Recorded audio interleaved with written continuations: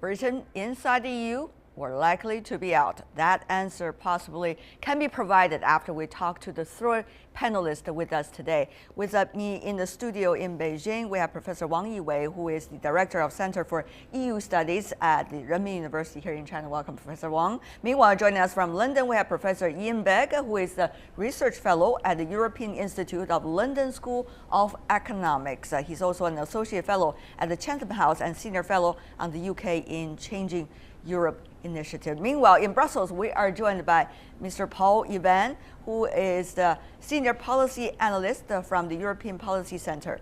Welcome to all of you, gentlemen. First of all, may I go to Professor Begg for your views as to what do you think likely to be the result? Britain staying in the EU or out? I think the most probable scenario at the moment is that Britain stays in very narrowly, but it's very delicate. And if we look at the opinion polls, you see them jumping around. Some say that Britain will vote to leave, some say Britain will vote to stay. But what's most critical is the large number of unknowns, those voters who say they have yet to make up their minds. And one thing they're going to look at is what Cameron is able to achieve in what he's negotiating today. All right. There are several issues, in fact, Mr. Ivan, when it comes to what Britain wants from the EU. It wants different policies on a single currency. It wants policy changes regarding the migrants.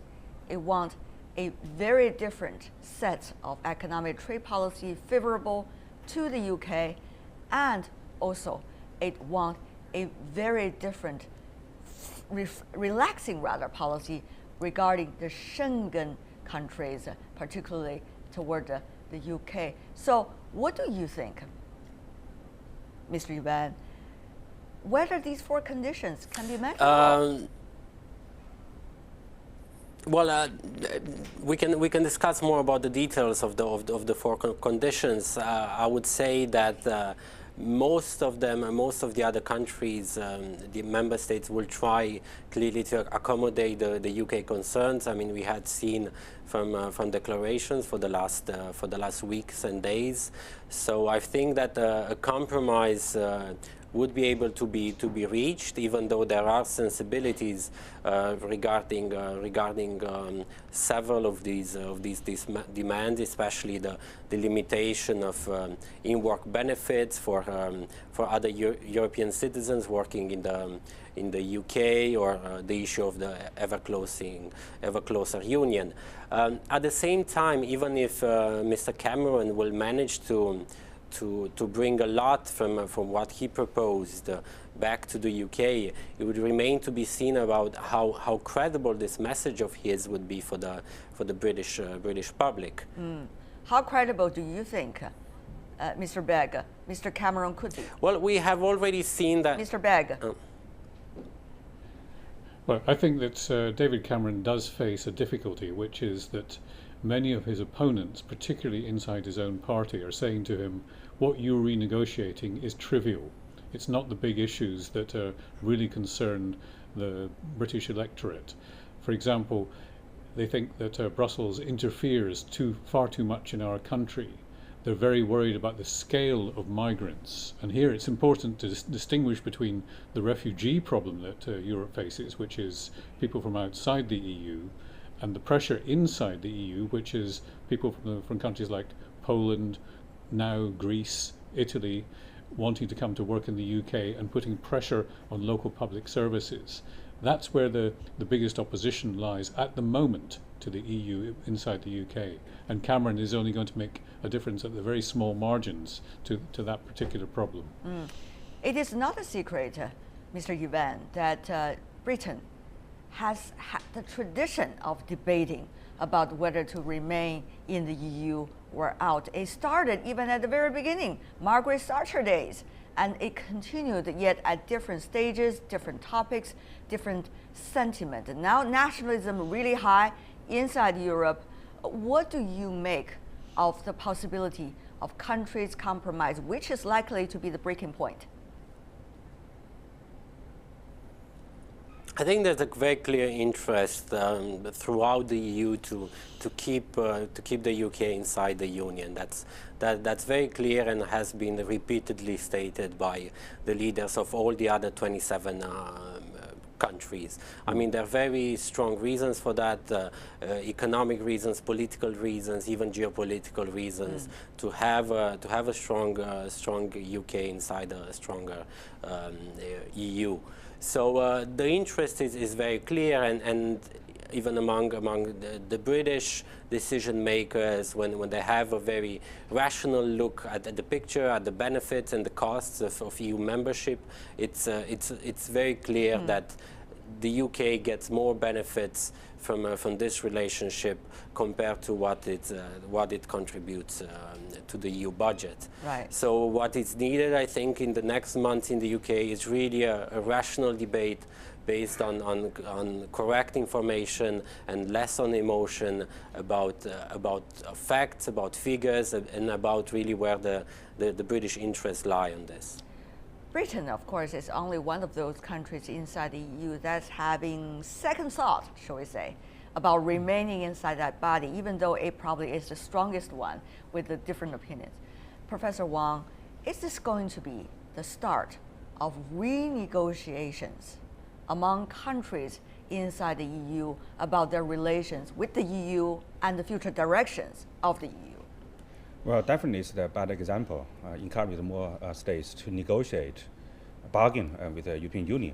But no any other country compared to Great Britain has such a comprehensive and large power to bargain. Maybe in some cases, like a migration issue, like Eurozone and other issues, we can bargain. Like Greece now is talking about the border control. The Polish also complain about the migration issues. And it's not good signal sent to European Union.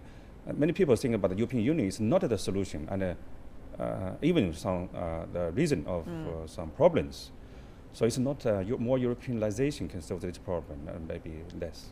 Interesting. Professor Begg, what do you think is exactly the role of Britain right now inside the EU, particularly given the fact that some of your conservative politicians even argue that Britain is closer to the United States than to France, and Germany is playing an ever bigger role inside the EU. Where is the UK?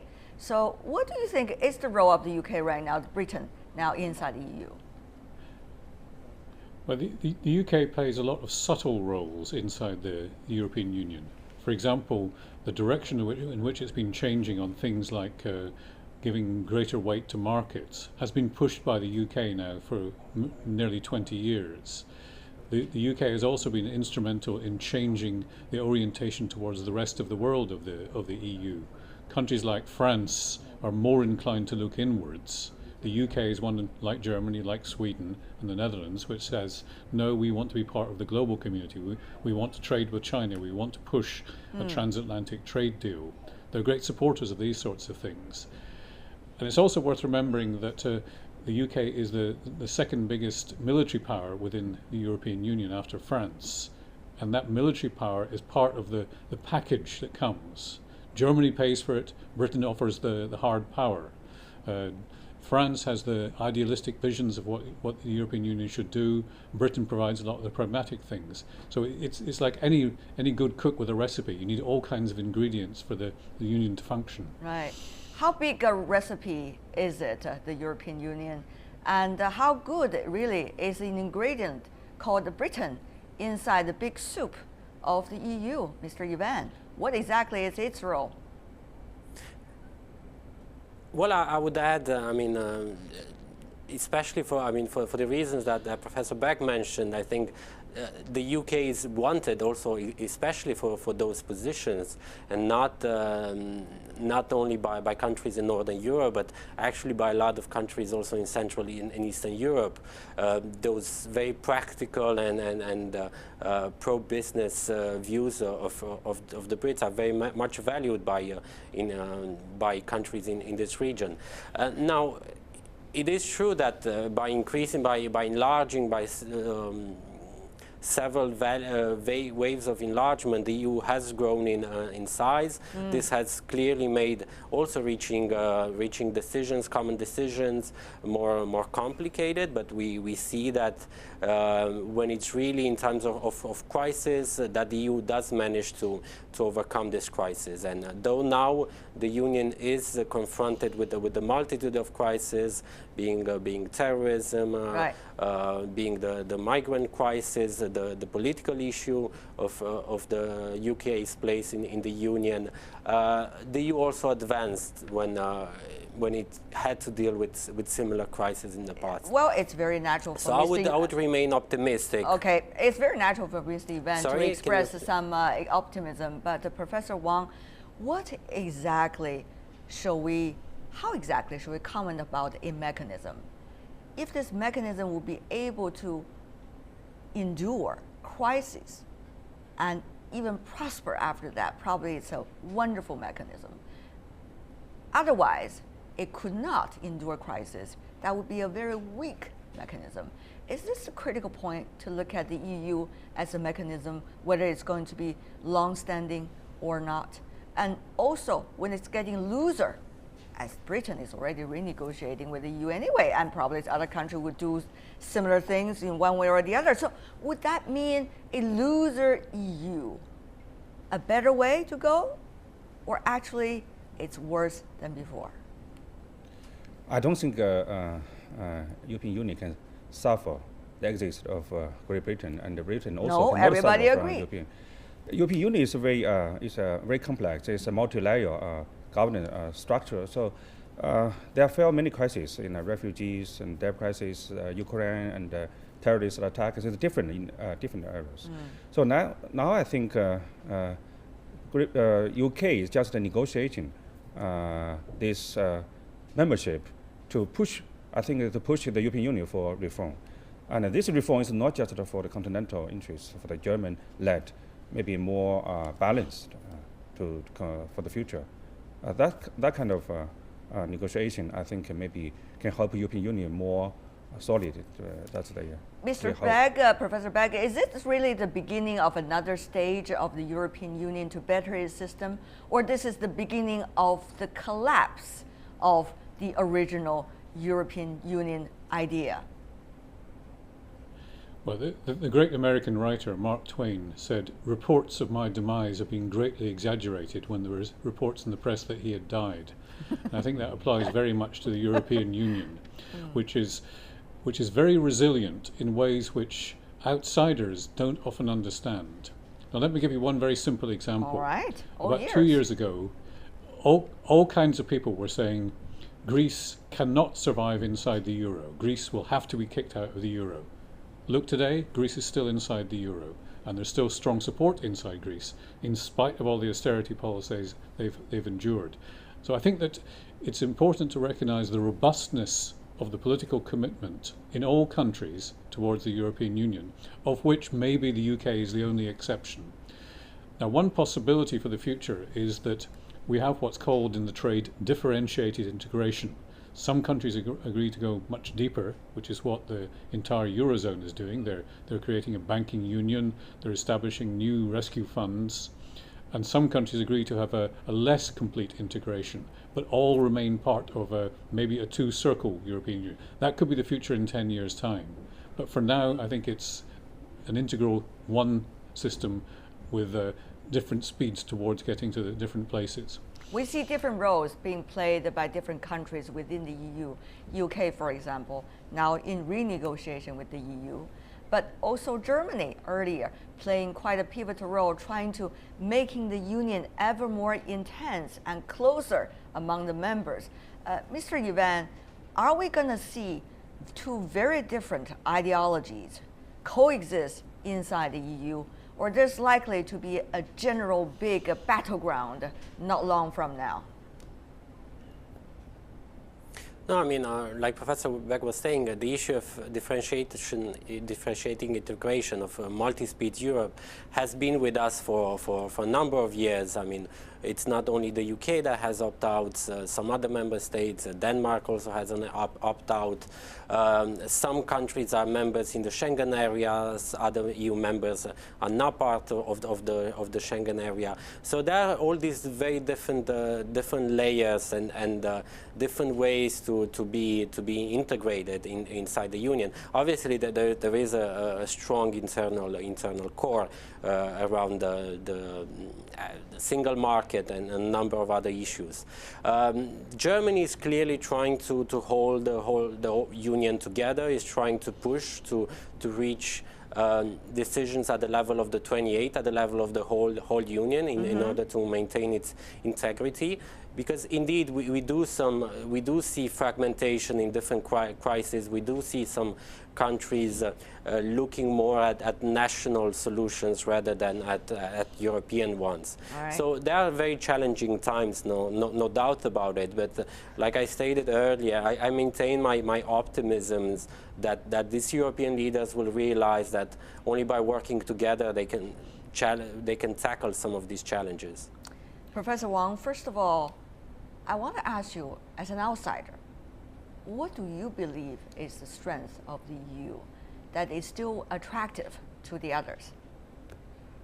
Well, I think European Union is the result of the Second World War, even many wars before. But now the European countries not just felt the threat of the external attack, but now inside, like migrations and the terrorist attack. This is making the European Union difficult to handle. And most importantly, I think European Union globalized, very differentiated, not just the competitive advantage. Like UK is more financial service, and it's not rely on the manufacture and the trade. So that's different with the Germany and other countries. But my question more is, what is still attractive to you from an outside regarding the EU? The most European Union point. maybe is a solution, but it's not the only solution. So nationalists also rising, populists, and many others. That's I think it's fundamentally challenges for European countries, not just like the Cold War. So do you think eventually, with a union, European Eurozone of 19 countries and a trade bloc of 28 countries, is it really possible to run that huge body forward? Maybe still enlarging, more countries will join. So more crisis means more integration. That's the experience of European integration. We hope that will be the case. More crisis, more integration, and more experiments, possibly more better results. Let's hope that will be the case. Well, we're going to expect some results at least on the day of tomorrow, I guess, as early as tomorrow. Wang Yiwei, Ian Beck, Paul Yvan, thank you so much, gentlemen, for being with us.